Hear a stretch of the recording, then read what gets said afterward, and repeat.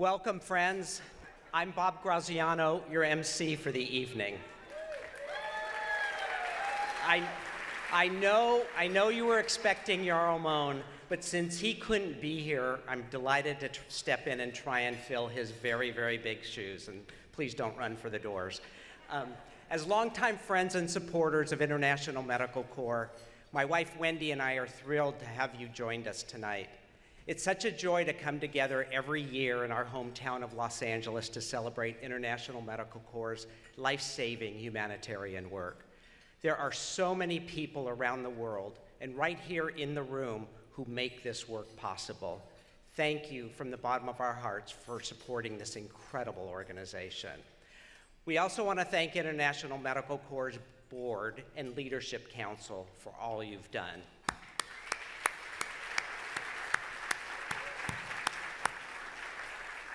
Tonight, we'll hear stories and insights from people across the globe whose lives have been transformed by International Medical Corps. We'll also recognize extraordinary, and I mean extraordinary, humanitarians who have devoted their lives to serving others, including our colleagues at flexport.org, Mary Jane Perry, Marin Tomas, and Judy Greer. And as always, we promise to end by 9:15. We're in for a very special evening, so now please turn your attention to the screen. For over 9 years, a civil war has raged in Yemen. Violent winds up to 100 miles per hour slammed. Authorities say the death toll from the devastating earthquake has risen. The situation and that of millions of other displaced people is only going to get worse. There's so much going on in the world. There's so much need. There's so many people to reach. There's so many new challenges. We're currently at a transit point waiting to cross the border over into the Ukraine. We've been assigned the 300-bed hospital, which you can see it's pretty damaged. The dam controlling the water has broken, and it is a disaster. We're going to reach people in places that are very difficult to reach, that are often very violent, very chaotic, changing every single day. When you have a field hospital that's in a war zone, it really is a particular challenge. We have to be willing to change and adapt very, very fast. And with that comes a willingness to take the risk and to do whatever is necessary. Whenever emergency strikes, whenever there is a demand, International Medical Corps responds. We basically go to places people do not want to go to. During the 10th Ebola outbreak, we provided free care. We're one of the very few that managed to import medical supplies. What drives you is they need these services, and if you're not going to go out there, who will? One of the things that makes our organization so great are the people. I'm Zimbabwean, and I'm working in Zimbabwe. 97% of our people are from the local community, and they have lost so much themselves. They are displaced. Their lives have been shattered, and yet they still rise above it, and they figure out a way to turn around and help people in their own community. I grew up as a refugee. The help given to me inspired me to come and help the needy people back in my country. Every person can do whatever they set out to do, if only given the opportunity and the tools. The thing I like the most in the National Medical Corps is the training. Training for me is one of the most important things because I'm passing on knowledge to someone. In Yemen, International Medical Corps has trained thousands of community health volunteers. I am learning on daily basis in the office, on the field, in training, and all of that. So International Medical Corps means an institution of learning to me. And our whole organization is built around that premise, and more people are going to live as a result of it. I have been able to reach almost 100,000 beneficiaries. So what if another one person is trained? You know, how many more can that person reach? In every single country, every emergency, no matter what the environment, our local people, they are rock stars, following through on a mission that is as relevant today as it was 40 years ago.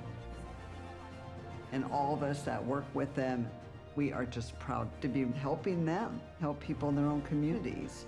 That's really powerful.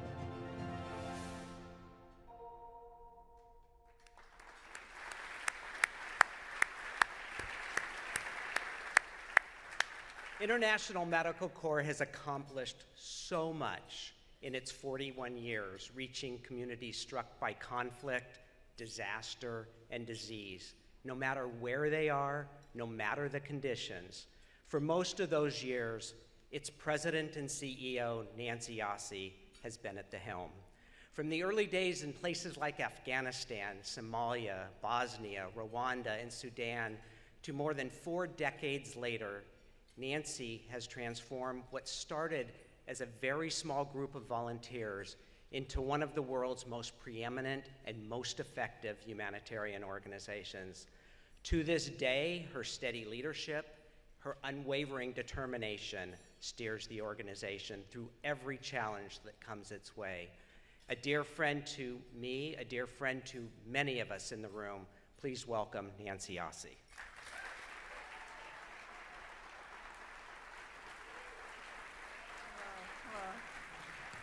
Hi, hello friends. It's wonderful to see so many familiar faces, so many friends. I first want to thank all of our supporters in the room for your incredible generosity. You'll see tonight, as you have seen other nights, how we put your generosity to work. I also want to thank the many staff sprinkled throughout the room. Many of them are at your table, and many of you met at the reception. Please get to know them. We get to work with them every day, and they're really extraordinary. So thank you for joining us tonight, and also for joining us online. So as you've seen, we operate in tough environments, and yet year after year, we find ways to deliver life-saving care to people whose lives and communities have been shattered. And this is all thanks to all of your generosity and our incredible staff, as I mentioned before. I'd also like to talk a little bit about the difficulty of some of our work. And so let me start by talking about the world. The world has changed dramatically. The pace is faster, the challenge is more complex, much more unpredictable. But one thing that hasn't changed is our commitment to showing up, rolling up our sleeves, and doing whatever it takes to get the job done. Last year alone, across 30 countries, we reached more than 15 million people.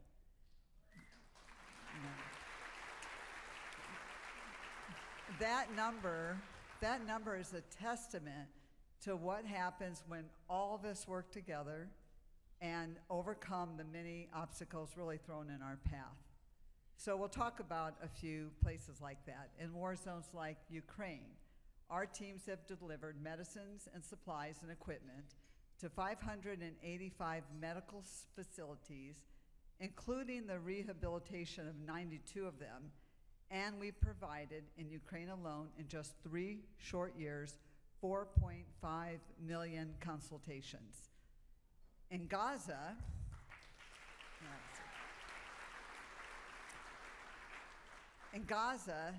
we opened our first fully equipped field hospital in a matter of a few weeks in the middle of a war in January of 2024.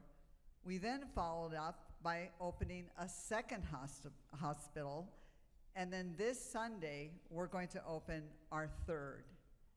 We provide the majority of trauma care in Gaza, and in fact, so far, since January of 2024, we have treated more than 620,000 patients.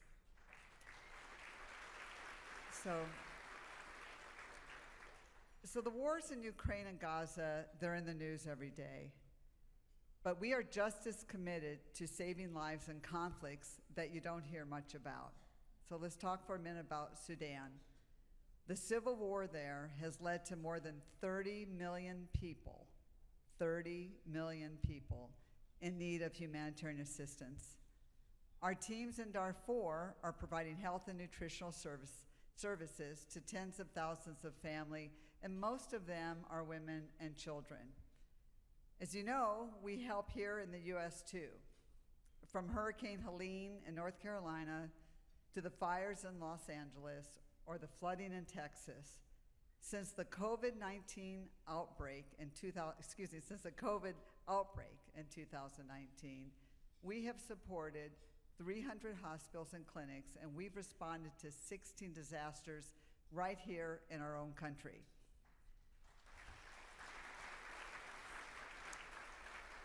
And then there are in the early stage, very deadly disease outbreaks. Rarely do they make the headlines. That is, until a single case spreads to many thousands. So you'll remember the West Africa Ebola outbreak, the largest and deadliest in history. It started with one case, the death of a 2-year-old child in a town of 400 in Guinea. It quickly spread to 7 other countries, including the US, affected 28,000 people, and cost the world billions of dollars in economic losses. So you may not have heard of this yet, but there have been multiple outbreaks of Ebola in the Democratic Republic of the Congo during the last 4 years. The most recent one is in the western province of Kasai. It's an area so remote that can take up to 2 weeks to get there, and our teams reached the epicenter of the outbreak in just 5 days. The main hospital was full, and there was no clean running water. With 53 confirmed and 11 probable cases, may seem like a small number to you, but the fatality rate was 80%. We quickly focused on infection prevention and control measures, and we trained health workers to keep themselves and their patients safe. The last confirmed patient was released on October 19th, which kicked off the important countdown to 42 days with no new cases. So let's do the count. Today is day 25.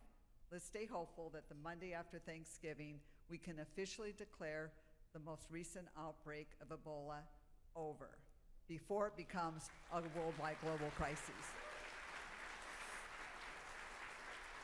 So whether we're helping to stop outbreaks from spreading or helping to stop mothers and newborns from dying during childbirth, we don't shy away from hard places.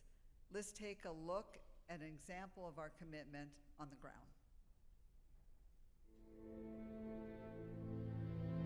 My time in Darfur was actually my first time that I was a medical director.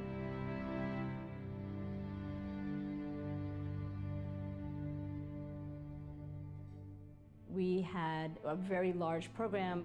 We were in a lot of IDP camps. We had a lot of national staff who were fantastic, and we had one vision moving forward, and that was really to help the people that we were supposed to serve. Those communities mattered a lot to us. This was such a community-based kind of program in these massive camps. That kind of community connection, I think, that was really evident.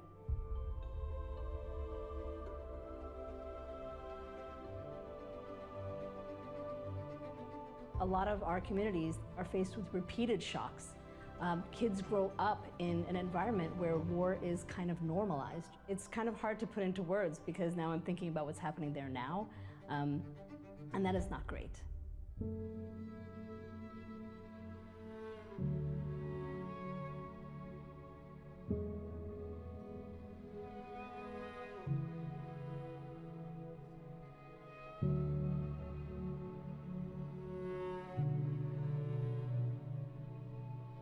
I think it's very easy for people to kind of look at Sudan and be like, oh, well, you know, there was an emergency there like years ago, so we can just replicate the same thing. But that's not necessarily the case. I keep learning from our teams in the field, from our patients, from other people that we meet, and just hearing their feedback and also hearing what they need and how we could do better. That learning process is really important.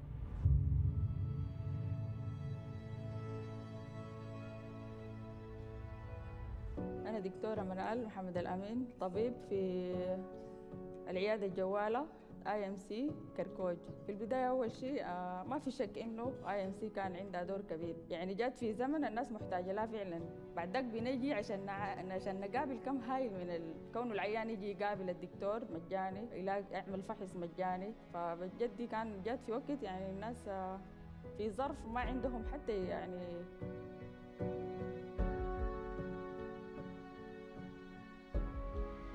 تحت شديد جدا، والخدمات التي قدمت أنا ما لقيتها والله، لا لقيتها في بعض من مراكز والمستشفيات.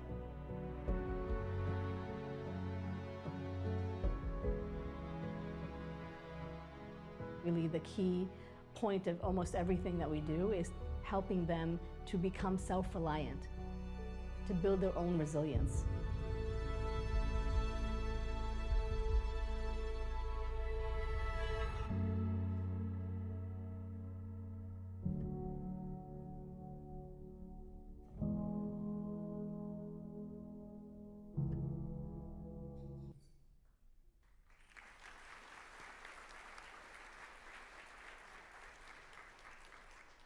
The kind of work you just saw in Sudan requires people and supplies and moving fast when roads don't exist, infrastructure is destroyed, and systems have collapsed. We're often asked, how do you reach the people you do? And we call that the last mile. The answer goes back to early days when our founder, Bob Simon, who many of you already know, used to describe it when we would talk about a tough day. He used to say, Nancy, 3 steps forward, 1 step back. Since then, that motto has shaped everything that we do and the way we look at every problem or obstacle that comes our way. We have learned to take our experiences and operationalize the knowledge that we gain along the way. We've also developed and tapped into new and innovative technologies and partners, and these partners and these technologies help our teams operate much more efficiently and effectively. And I mention this because when I talk a little bit about how fast we need to move, many of the things that we've done over the years have allowed us to do things that we couldn't do 10 or 20 or 30 years ago. You can see that most of the decisions we make have life or death consequences, where speed and getting it right really matters. So when we choose a partner to stand with us, we do so with great care and consideration. Flexport is one of those trusted partners.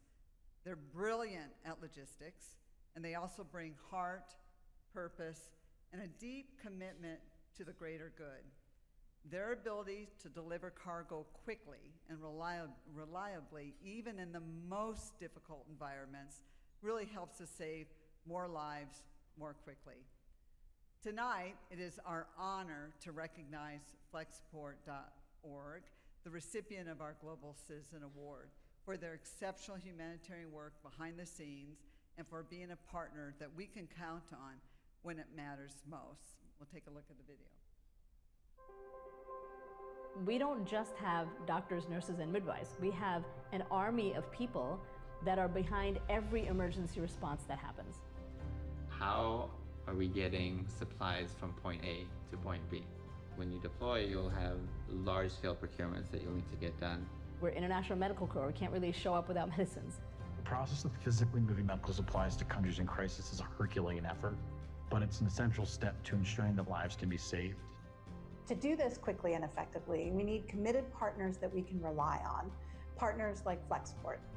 We see ourselves as an extension of International Medical Corps' team, always on call to help them get life-saving cargo to where it's most needed.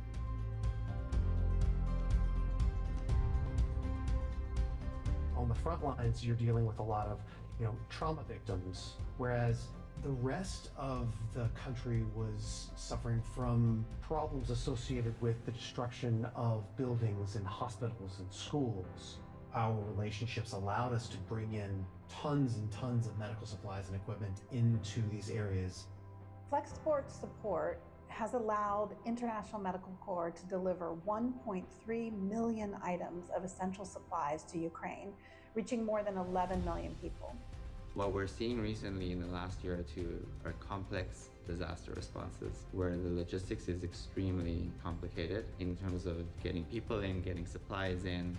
Over the past year, Flexport has helped International Medical Corps deliver healthcare and hope to 10 countries affected by conflict and disaster.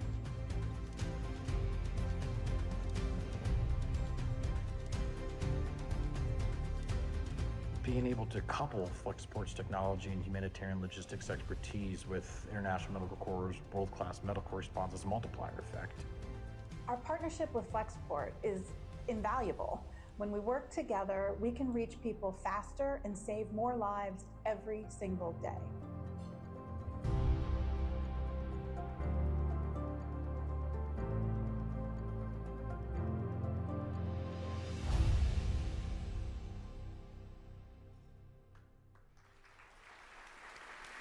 So on behalf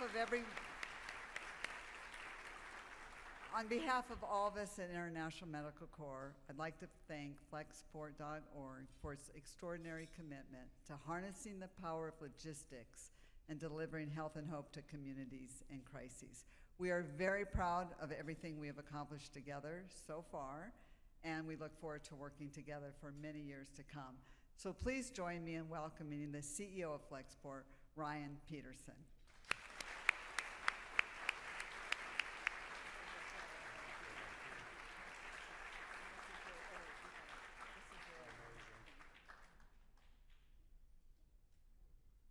Thank you so much. I started Flexport almost 13 years ago as a logistics company, and it was in 2015 when there was that famous photograph of that kid on the front page of the New York Times in the Syrian civil war, and I was just struck, like, isn't there something that we could do for this kid and others like him, and thought, what if we just ship a container to Syria? But I didn't know anyone in Syria, and I didn't know how that would go. And I didn't know what to put in the container, but it was a good idea nonetheless. High agency has an effect all its own. And that was sort of the birth of Flexport.org, which is our humanitarian arm. And it was, it kind of plodded along for a little while. We would find various things that we could help people with. And it really wasn't until our relationship with IMC really kicked off in 2020. A few other groups that we're also proud to support, but you can see some of the work that we've done together. When it really took off, we like to think we have superpowers. We're one of the biggest logistics companies in the world. We can ship anything, almost anywhere. But then when I see what IMC does, I realize, actually, we get it to the port, and usually they're the ones taking it all the way into these conflict zones, doing such impressive work. So we're so inspired by you guys, even more. We're very happy to contribute. Hope to do a lot more. This award makes us really motivated to do even more with you guys. So thank you all so much for having us tonight, for hosting us. We're really proud to work together. Thank you.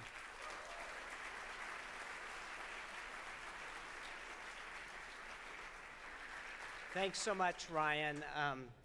We couldn't do this work without people like you. So much of what International Medical Corps and their partners do is to respond to tough-to-reach places. But the fires in January served as a very powerful reminder that disaster can strike anywhere at any time. And this year, unfortunately, that also meant right here in Los Angeles. Take a look.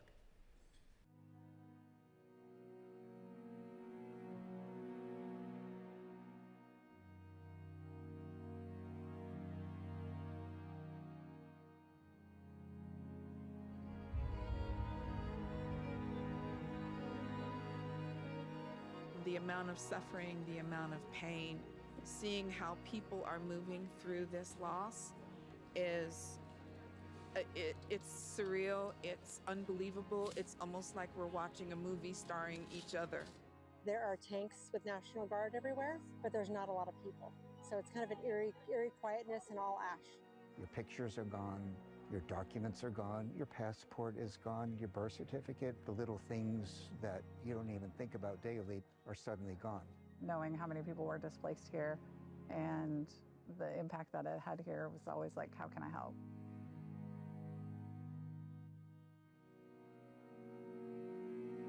In International Medical Corps has implemented a county-wide response. We're here in Pasadena today, but we've also got responders who are providing medical care in Westwood. We have responders providing medical care at the site of the Hughes fire. We've got mental health providers in Santa Monica, and we're really out throughout the county in communities. In disasters like this, it takes a whole community far and wide of good teams like International Medical Corps.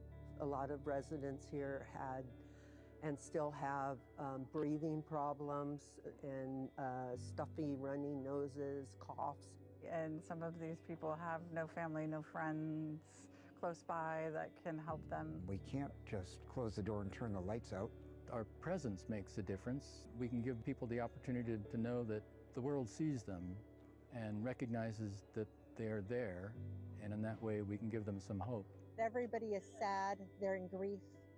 Some people are in shock, they're clearly in shock. Houses can be rebuilt, the material things can be replaced. But when people don't have that access to mental health care early on, it sets them up for the potential of experiencing real PTSD later. So together, we're all out here collaborating and letting everybody know that we're here as a community. That's what we do, and that's how we all take care of each other.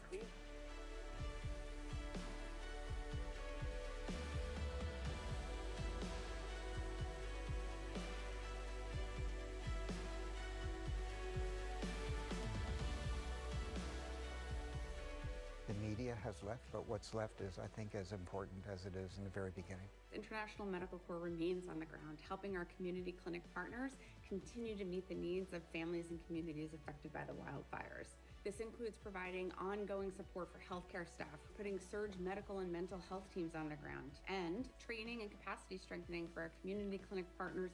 These people still need help.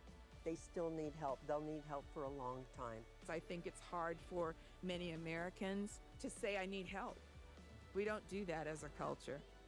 It's always, we watch things in other places, and now it's us. What we're finding now is that humanitarian work is in our own backyard. If we see somebody that needs help, we help them.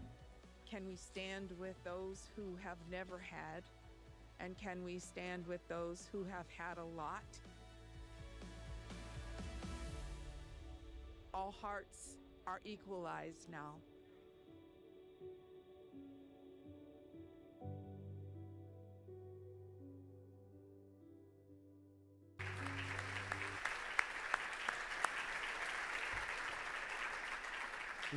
Now it's my great pleasure to introduce native Angelino Ashley Park, International Medical Corps' Global Ambassador and an actress and star of Netflix Emily's in Paris. Ashley traveled to Poland to see firsthand the great work we're doing for Ukrainian refugees. Ladies and gentlemen, Ashley Park.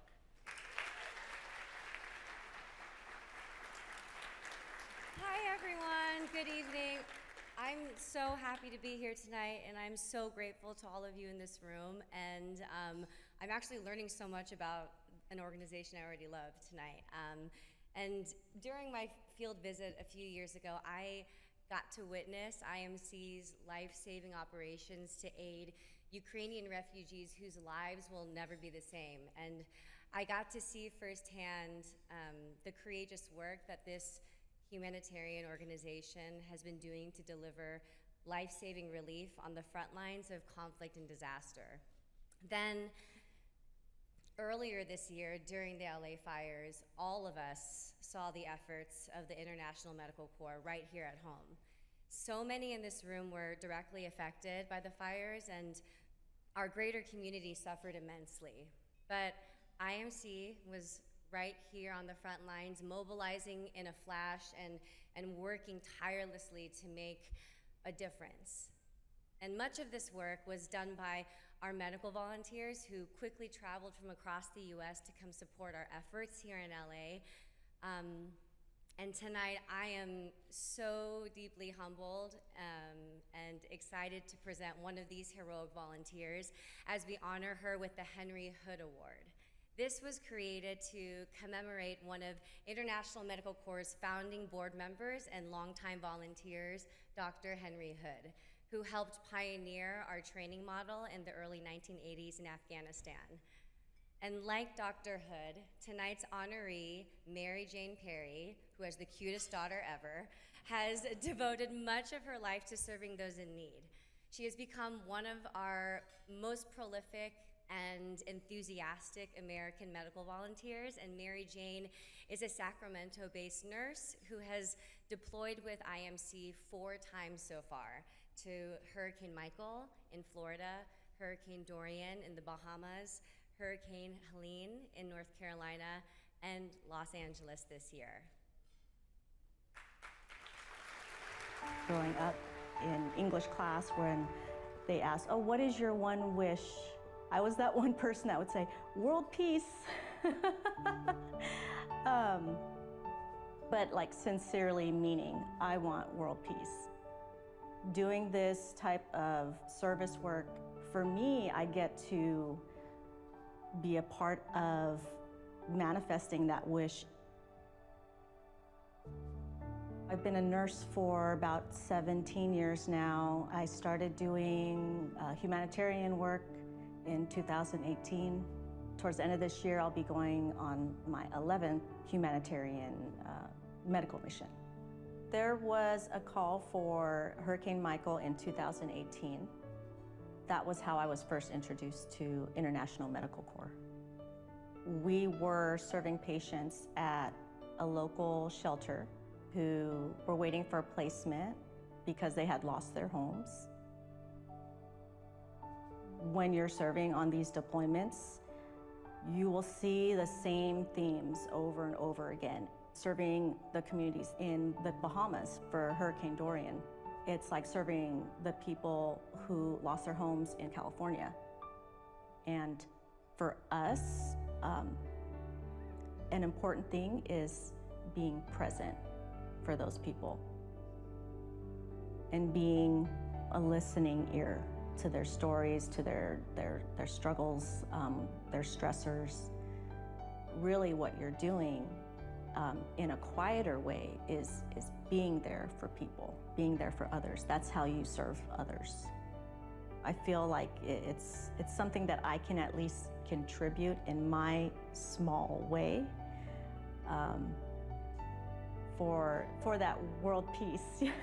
Going back to my English class, it's my way to make that world peace happen, serving individuals one at a time.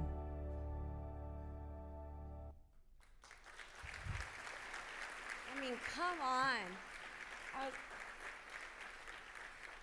I'm fully starstruck by her, and now after watching that video, whoever's editing the videos for IMC, shout out. I'm like crying. As you can see, Mary Jane is full of joy and steadfast in her commitment to humanity, and we are so thrilled to present her with this year's Henry Hood Distinguished Service Award in honor of her compassionate service on the front lines of disaster and unwavering dedication to healing and humanity. Please join me in welcoming and congratulating tonight's honoree, Mary Jane Perry.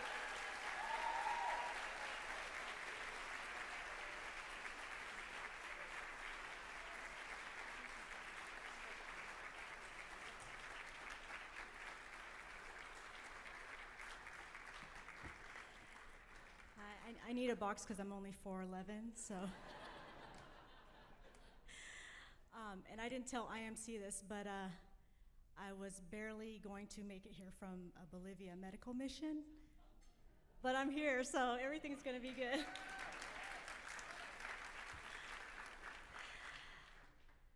I said, okay, I need to be in LA because Ashley Park is going to do my intro. So it was January 31st, 2018, when my husband rushed into the room saying, someone's lying in the street. And the jaded ER nurse in me shrugged, but once outside I saw that he was right. An elderly woman and a young boy, a grandmother and grandson, had been victims of a hit and run. Only the boy had signs of life, so I tried to control the bleeding. But I wasn't used to working outside the safety net. of an ER where I had my equipment, my supplies, my medications, my team, and it felt like time was frozen. I'd never felt so helpless in my life. Eventually, emergency services showed up and the two were transferred to a local trauma hospital. And I found out later that the grandmother did not survive and the 6-year-old boy did, but unfortunately with lifelong disabilities. And as a mother myself, that incident truly affected me. And at first I didn't know how to process the experience. Then the Registered Nurse Response Network, RNRN, put out a call for volunteers to serve for a Guatemala medical mission. And within a few months, my life would be transformed. And that would be the beginning of my journey in this humanitarian work. Since then, I have deployed on medical missions around the world where my service has been a path toward healing from that day in 2018. If I wasn't able to help those two victims then, I sure as hell was going to help as many people possible, anywhere and everywhere.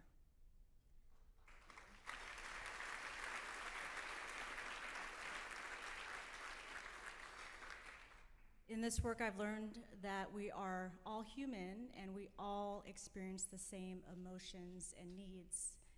And as volunteers, we serve with love and without judgment. I want to give my biggest thank you to International Medical Corps and RNRN for all the opportunities I've been given to serve communities in their time of need. And a very special thank you to my husband and my 5 kids. Without their love and support, I would not be able to do this kind of work.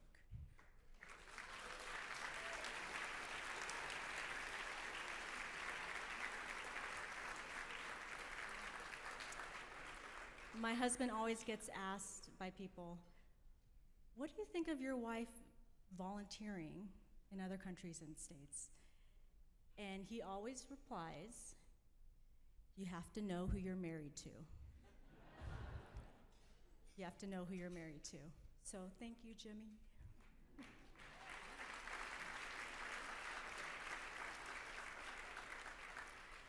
I've been lucky to volunteer with some of the smartest yet most humble folks in this field of work. And I've learned that you can sleep when you're dead, you know what I'm talking about, volunteers, and that everything is temporary.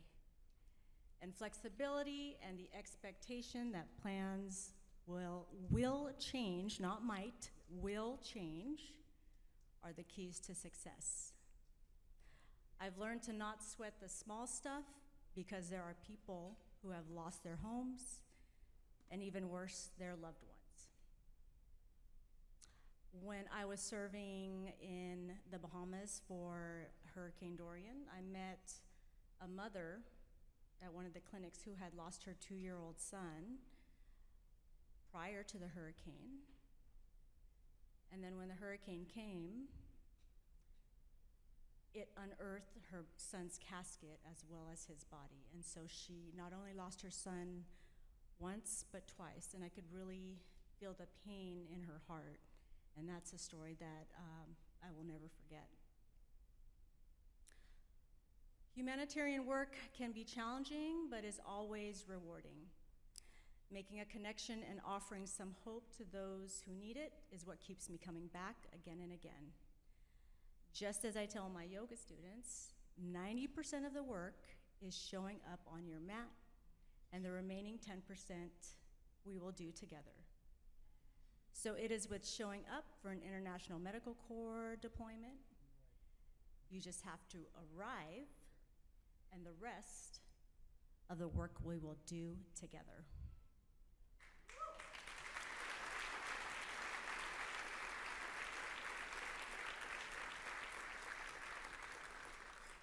I gratefully received this Henry H. Hood Award, not by my own merit, but by the collective effort of every volunteer, you know who you are, that I've worked with. Thank you and God bless.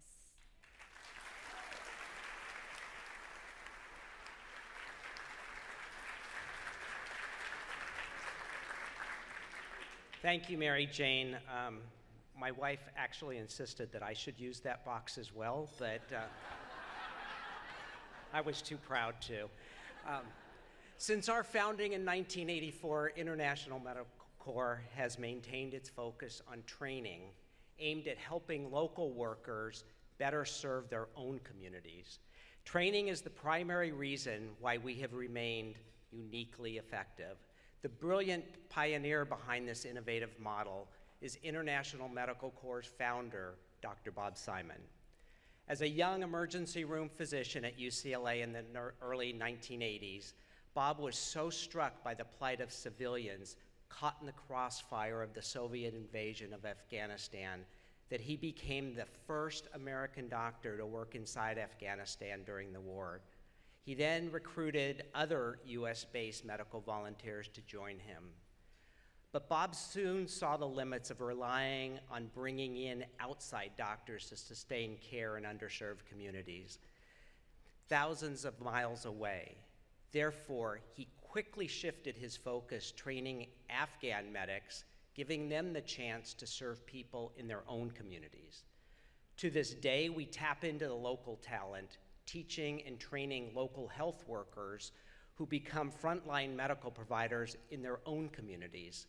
This creates a multiplier effect that is at the very heart of International Medical Corps' mission.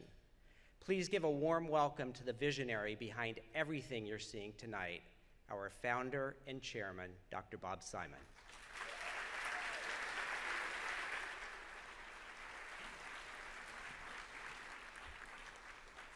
Thanks very much, but it's really the staff and the people overseas that really deserve the applause.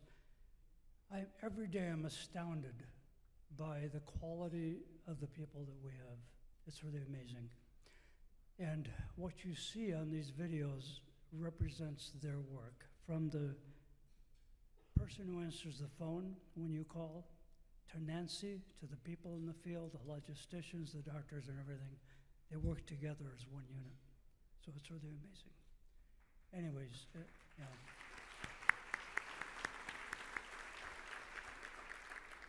I remember telling my three boys when they were born, and after they got a little bit older, I said, you know, you kids were born, and the minute you were born, 10,000 other kids were born. They were born in these kind of situations, so you represent them. Not only do you represent them, but you have to help those people in some way. And that's really the essence of what every person here and our staff and overseas believes.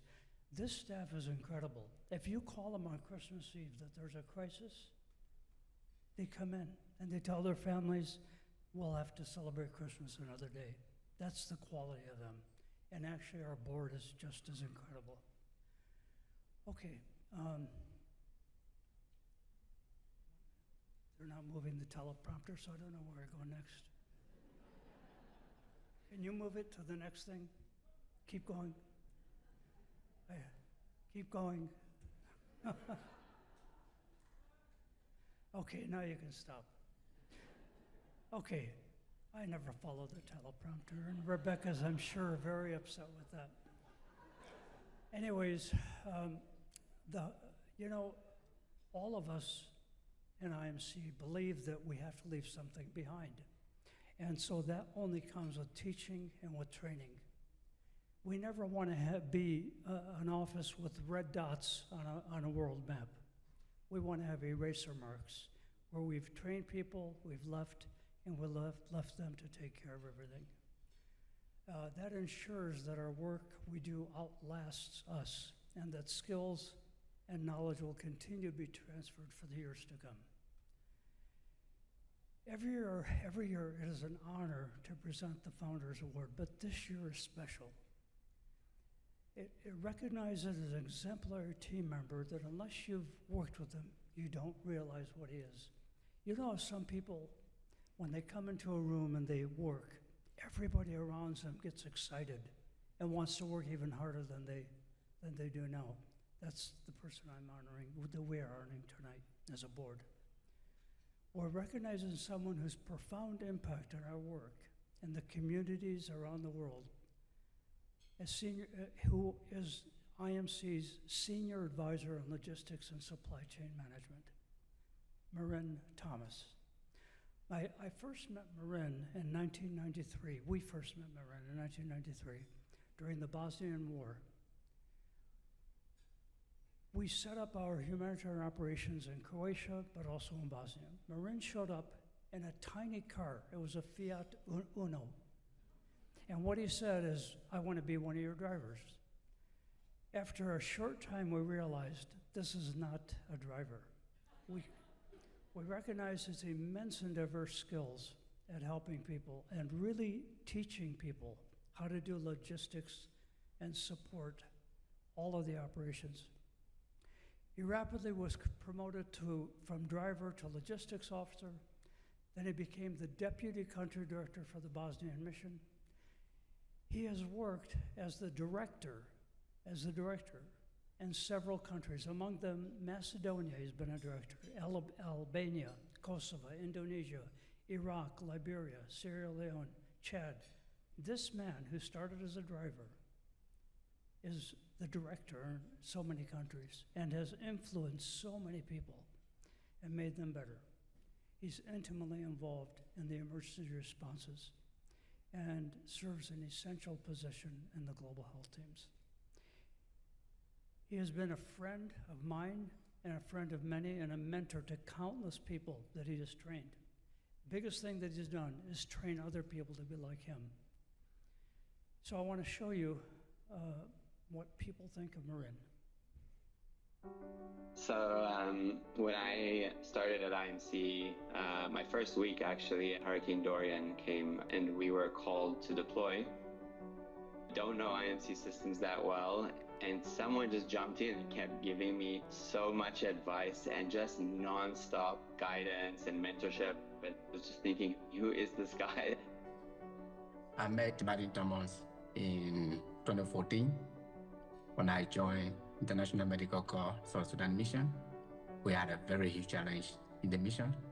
And the first thing he told me, "Hey bro, you can fix it. I know you can do it." I'm like, okay, I've been challenged by Marin. He hired me off the street when I was unemployed and I was in my mid-20s, just out of graduate school, and he essentially taught me everything I knew. He has contributed to my personal growth, my professional growth. He's seen in me things that maybe I didn't even realize that I had and believed in me. He's sort of a superhuman in that he just seems to be able to know every last thing that you could possibly want to know about getting the job done. From 1993, I don't think there was a single emergency response Marin didn't participate in one way or the other. In Haiti, just after the earthquake, we didn't have any fuel. It was so difficult where literally everybody was stuck. Marin had landed in the Dominican Republic. All of a sudden, the guy is like, "Oh yeah, I've secured fuel." He was able to strike a deal. We got like thousands of liters of fuel. Logistics is kind of moving a lot of the pieces in the background, and Marin really does this better than anyone I've seen. He has the ability to look through multiple steps ahead, calculate what might happen, and then choose the best route without others realizing he is steps ahead. I attend most of the logistics cluster meetings across the globe, and everyone reaches out to Marin for advice. Everyone wants to learn from Marin Thomas. He has done so much work for community of logisticians in the humanitarian sector, and he's made a huge footprint there. He's saved so many lives in the background. He is entirely motivated by helping other people. He has the sixth sense for what people may need and what the situation requires. For him, when Marin shows, you just feel like things are going to be better. The logistician's role is essentially invisible, but if anyone actually understood all of the things that Marin has touched over the course of his career, it would be unfathomable. I want to thank him for so much. Marin, thank you for your mentorship Thanks for believing in me. Thank you very much for being the leader that nobody else could be. For being there when it was tough and toughest, and also for being there when it was sweet and joyful. You've been very inspiring. You've been very supportive. You have motivated me. You have motivated many of us.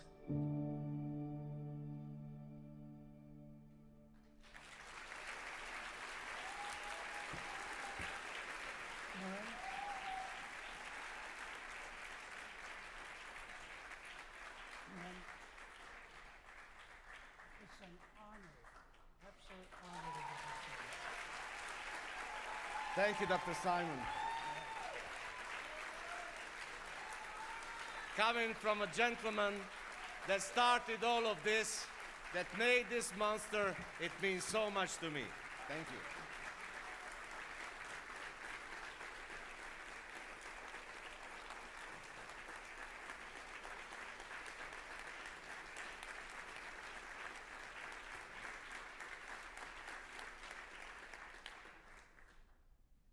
Thank you for coming tonight. I'm so honored to receive a Founders Award. Throughout my 32-year career with International Medical Corps, I have received some prestigious awards and recognitions from the global humanitarian community. But this one means the most to me, because it comes from within my organization, from the people who know me the best. I want to thank my wonderful family for their unconditional love, support, and understanding through the hardships they have experienced during my long time I spent away from home. For a while, my son called me Grandpa, because he see me so little that he didn't figure out what does it mean to have a father. My wife, Fanica, is responsible for our kids turning into the good and successful people. She has also made me a better man. And there you go, honey. I admitted it in public.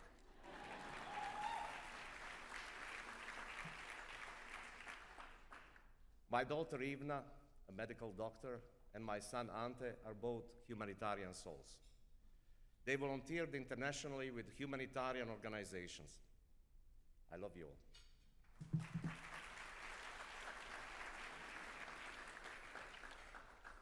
I also want to thank my incredible colleagues. Many of them deserve to be here in my place tonight. I did nothing alone.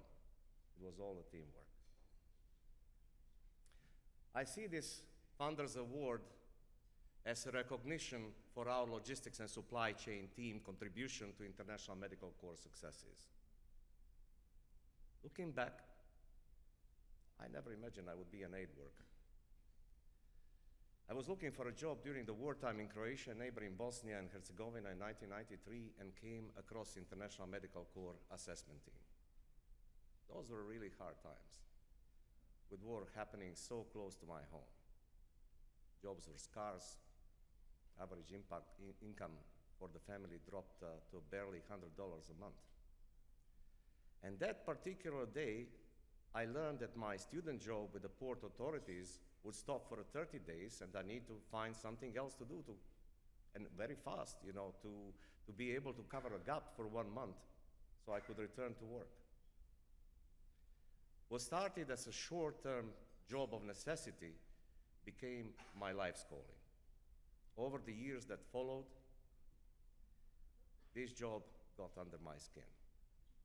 Every day, I had possibility to touch other people's lives, directly or indirectly.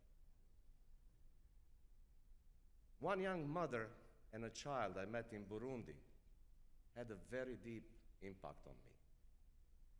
During a major crisis, the mother had to decide which of her 3 children to stop feeding. That was the only chance for the other 2 to survive. She chose to stop feeding her youngest, the weakest one. I'm a father. and I'm sure many of you here are parents. I would rather die than have to choose between my kids. But the grandmother of the child didn't give up. She heard about our feeding center and carried the child to us, walking long distance in extreme heat. Our staff managed to save the child, and the child's reunion with his mother months later was one of the most emotional and happy moments I ever witnessed in my life. My colleagues and I have an endless similar stories that keep us motivated and committed to the same mission, working together as one. From the very beginning, my colleagues and managers believed in me and helped me grow. I have taken the same approach with my younger colleagues, supporting them every step of the way as best as I could. And that professional growth and success of my colleagues who started at the entry level and became experts or senior managers is an incredible reward. We do not need to look further from this room for an evidence. They're here among us. And this is one of the International Medical Corps' major strengths. We invest in our own people as much as we invest in the communities and families to make them self-reliant. Our legacy is a countless, well-trained staff and volunteers, and constantly growing number of people whose lives we have saved or improved. And I now want to give a special thanks to you, our supporters. Your empathy towards the people who are suffering around the world makes you part of a global team. Without you, we would not be able to help as much as we do. And finally, I want to thank to my organization, to International Medical Corps, for giving me the opportunity to serve the others in a way that have enriched my life. I feel I was able to give back a little in return for help from all over the world when my country was torn apart by the war. If I could turn back time, I would do it the same way all over again. Thank you.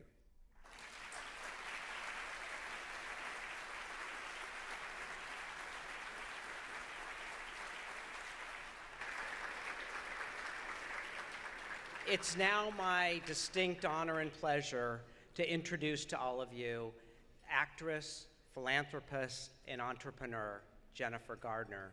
And Jennifer's going to present this year's Global Champion Award. Jennifer.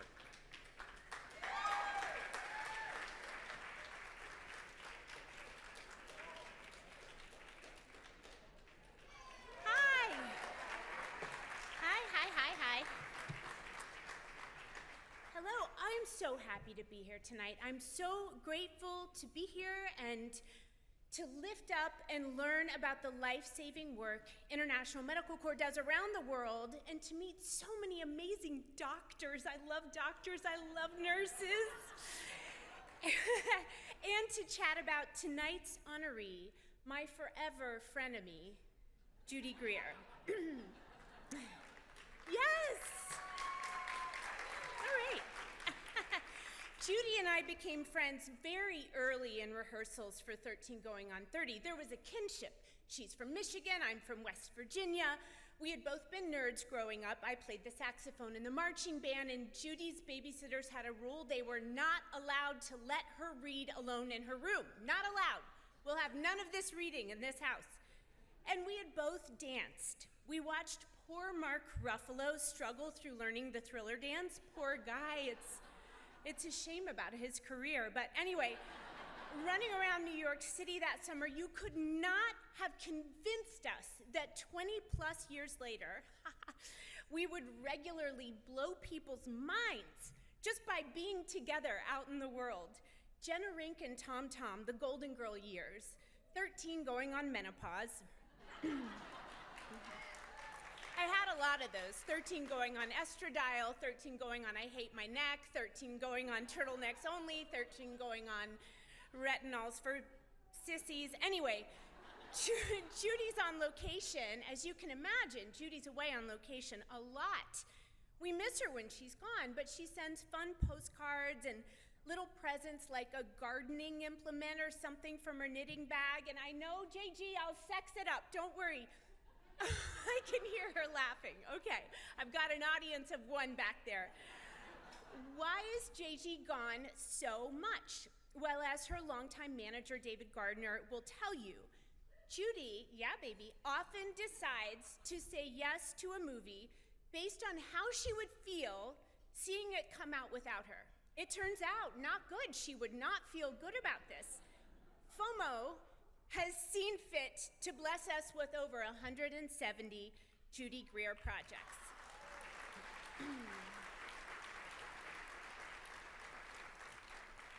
Jade goes all in on anything she loves. Just ask her friends here, hi Jade's friends, or her family. When JG married Dean, Emily, and Lucas Johnson, she instantly became a devoted stepmom. Is she not the best? Yes, the best. 2 thumbs up. A regular behind-the-scenes surprise for guests at Real Time with Bill Maher, where Dean's a producer, and an insatiable, instant, rabid Dodgers fan. Yeah. The Judy I met in 2002 was not your sporty gal, okay? IMC, I gotta tell you something. Your global champion, her kids, her husband, and Judy have matching Dodger tattoos celebrating last year's World Series win. This year's series took her honestly to the brink. I was concerned. Okay, go back in time with me. You know Miguel Rojas' home run in the 9th inning of Game 7? Yeah, okay. I mean, I am talking to the home team, like we should all be in this together. Small known fact, apparently Judith Therese Evans Greer Johnson, we have her to thank for that. She texted me a few minutes after the game started to turn in our favor, saying, I am standing by myself in a room by myself, and I can't move because I am that powerful. I'm crazy, she said. This game is making me crazy. So thanks, Jade, for the win. Speaking of crazy, to prepare for this event, I gave myself a Judy Greer Film Festival. I recommend it. Limited to the work Judy put out in 2025. So I'll try to cut to the chase, because there was a lot. Stephen King's The Long Walk. This film is so sad you'll have to go to bed. It's beyond sad. It's really, really sad. But please watch the first 4.5 minutes and then call me about my friend and let's talk about what she can do. To brighten up the mood, I went on to Eric LaRue, where Judy plays the mother of a son who's been incarcerated for a school shooting. Now listen, you will find this one on the Academy homepage.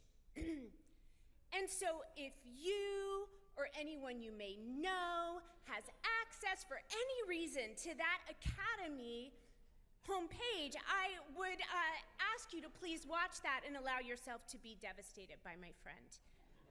To cleanse the palate, and just honestly, because I was ready for Judy to have some good hair and makeup, I watched Stick on Apple TV.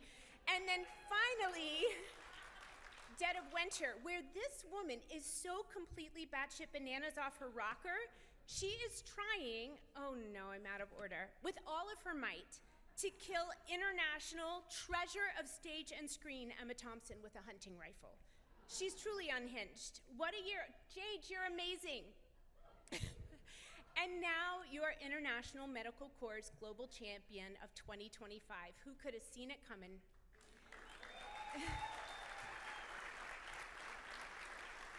It should be no surprise that Judy's insatiable curiosity, deep empathy, and willingness to follow her love for her fellow humans into their darkest moments should extend beyond her work as an actress. Jade has been looking for somewhere to focus, some way to help, an NGO home of one's own for years, until fate, a higher power, God, whatever you call her, put Judy in Puerto Rico on location, just how we like her, but right in the path of 2017's Hurricane Maria. As this hurricane approached, the film company evacuated and reassembled 3 weeks later. The aftermath, as Judy called it, was complete and total devastation. One connection led to another, and Judy was suddenly touring IMC's sites with Margaret. Practical solutions to immediate needs made sense to pragmatic Judy. Getting generators up and running meant getting clean water flowing. I hope I'm not stealing your speech. Okay, sorry. Since 2017, Jage has, as she is wont to do, she's gone deep. As ambassador, she's witnessed firsthand how IMC builds and mans clinics on the spot, whether in the heart of natural disasters like Hurricane Maria, or in Syrian refugee camps like Judy visited in Jordan in 2024, or in the heart of conflict like Judy and her husband Dean saw on this year's trip to Ukraine. I'm round in the corner, Jage. Judy told me she's moved by the clarity of IMC's mission. I come home from these trips and I realize, she said in our conversation, how little we know about what's happening in the world. Going and seeing for yourself is one thing, but there's grace in showing up for people working in IMC's clinics who are so proud to show off the clean water station and the HVAC unit they built, making order out of chaos, whose lives are in danger all day and night. There's grace in showing up for locals living in the middle of unimaginable disruption. People without easy access to health care never take it for granted. They offer their arms for vaccinations, grateful for any protection from illness. They are so happy, Judy told me, that there's a doctor who knows their name. Someone from America flew there in the middle of a war to see how hard their lives are, Judy said. I can't fix anything for them, but I can see in their eyes how much it matters to them that we came. I can't fix it, but I can go back and I can tell people their story, and I can tell them I won't let people forget how hard this is for you. IMC, I think we've got ourselves a global champion. I do. And here's the good news for all of us. Judy Greer is hooked.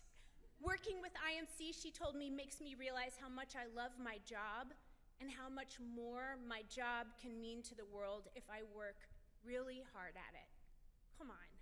I'll be on the lookout for postcards from wherever life takes you, Jage. Congratulations.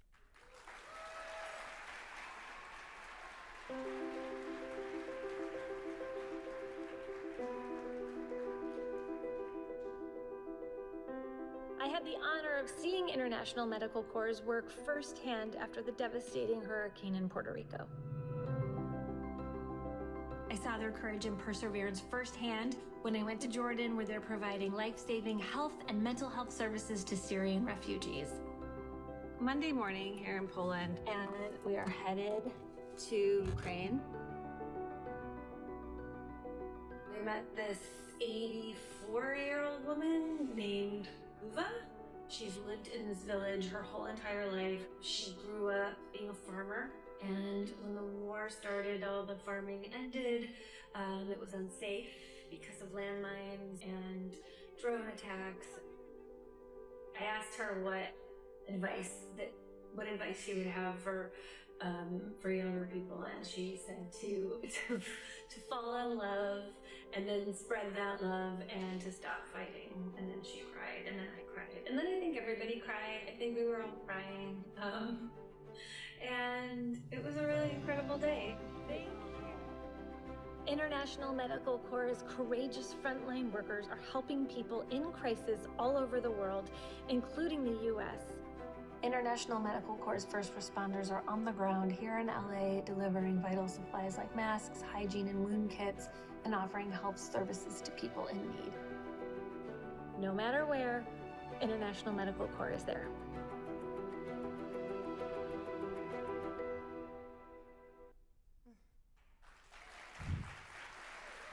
I'm so proud to introduce Judy Greer.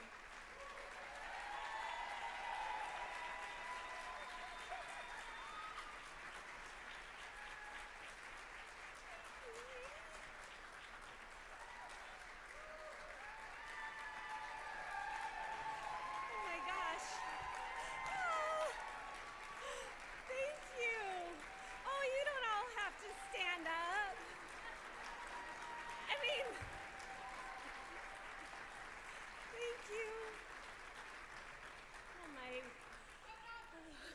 Dodgers.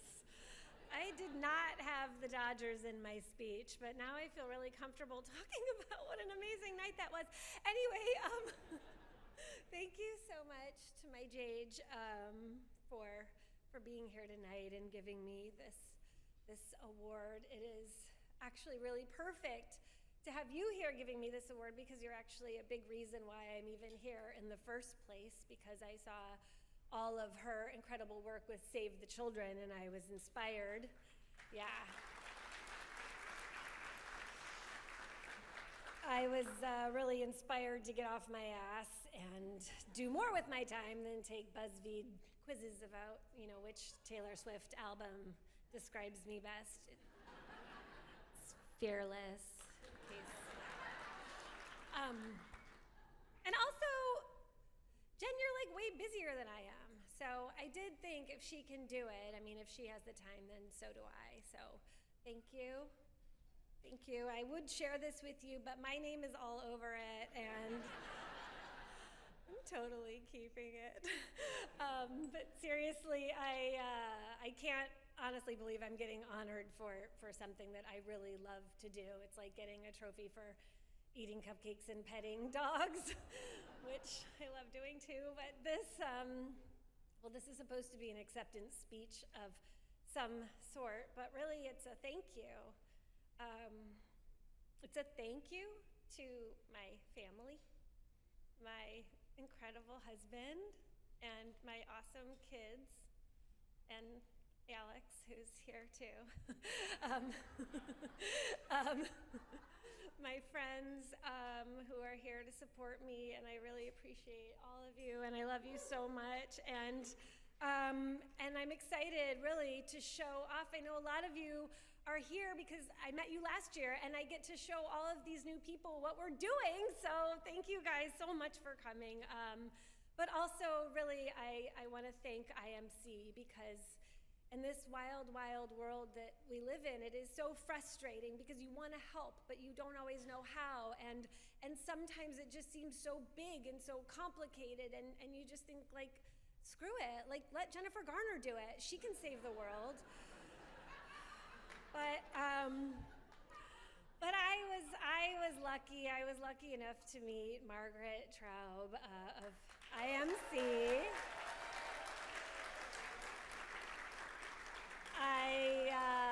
I was working in Puerto Rico, as you saw and heard, in the aftermath of Hurricane Maria, and I was feeling that same sort of frustration, and I wanted to help. I didn't know how, I didn't know where to start, and then there she was standing in the lobby of my hotel, and before I could call security, she had me in a van, and she handed me an IMC baseball hat, and she took me on my very first field visit. Thankfully, I couldn't read the signs because they were all in Spanish in the clinics we visited. I might have been a little nervous, but I would say that's where our friendship was born, for sure. And then she took me to Jordan, and this year we went with my husband to Ukraine. And I'm really proud. I'm really proud of those trips. We'll see what the future holds for us. I have an idea. Anyway, I am here to tell you, the main reason I wanted to stand up here is to tell all of you amazing people who are in this audience, in this room, and have been so generous, not only with your time, but let's be honest, with your money, that I've seen firsthand what all of your hard-earned dollars do. I'll start with the IMC staff. They are literally risking their lives every single day to do this work. I've seen how they train the locals. You've seen how they train the locals. They train people to treat, to counsel, to build the physical infrastructure. I visited a Syrian refugee camp and its clinics, their mental health facilities, a hospital that they ship by FedEx in these shipping containers, and they can build it in 48 hours, and it's fully functioning as long as there's someone there to sign for it. In Puerto Rico, we found generators for the clinics, for the people. We got wheelchairs replaced and so much more.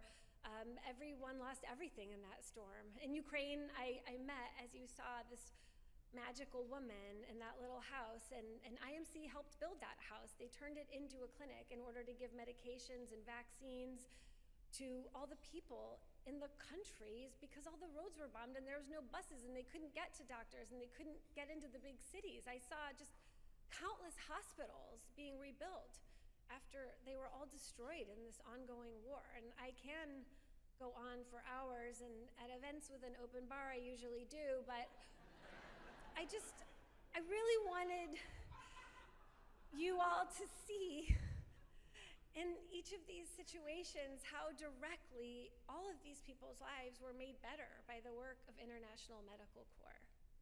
And this is the thank you part, how much IMC has really done for my own life. And so thank you, IMC, for giving me so much more purpose in my little life. And such a beautiful story to keep telling about what you are all doing all over the world to keep people healthy and happy and alive. And that woman, she told me that the most important thing in the world is to love each other.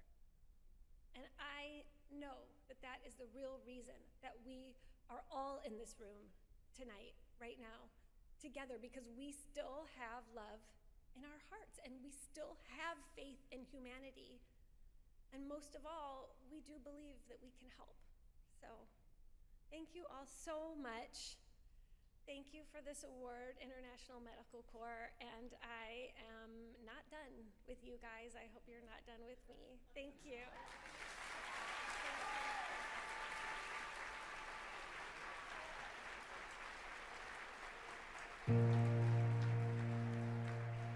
Sometimes, tragedy strikes thousands of miles away.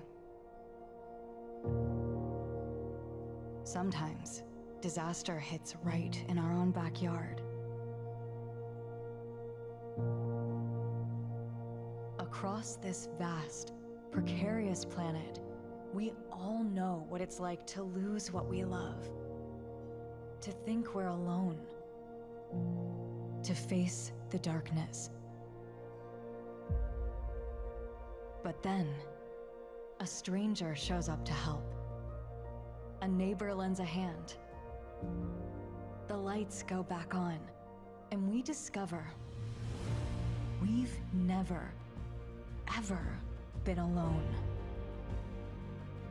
In places near and far, we remain each other's greatest hope.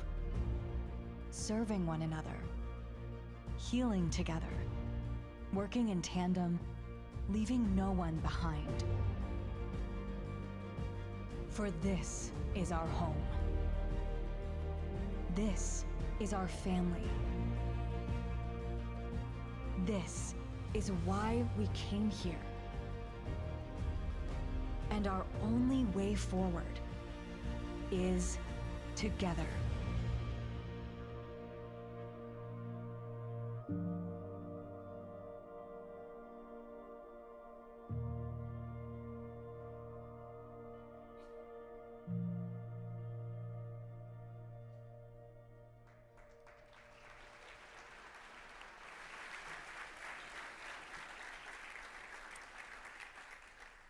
What an evening. I just want to, again, congratulations to all of our honorees for just